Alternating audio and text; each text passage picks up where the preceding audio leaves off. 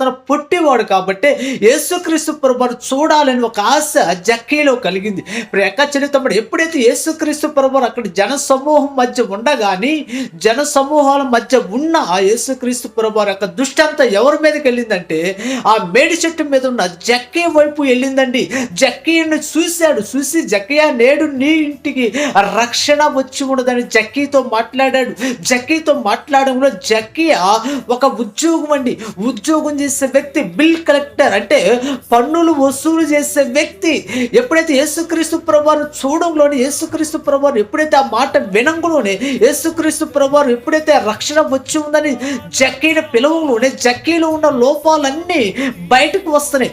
జక్కీలో ఉన్న తప్పులన్నీ బయటకు వస్తున్నాయి.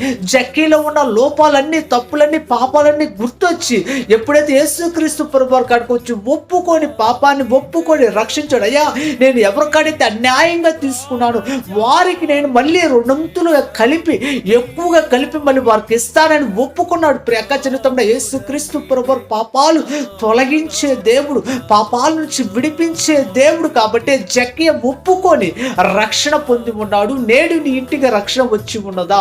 ఈ మాటలు వింటున్న నీవు నీ ఇంటికి దేవుని యొక్క రక్షణ వచ్చి ఉన్నదా?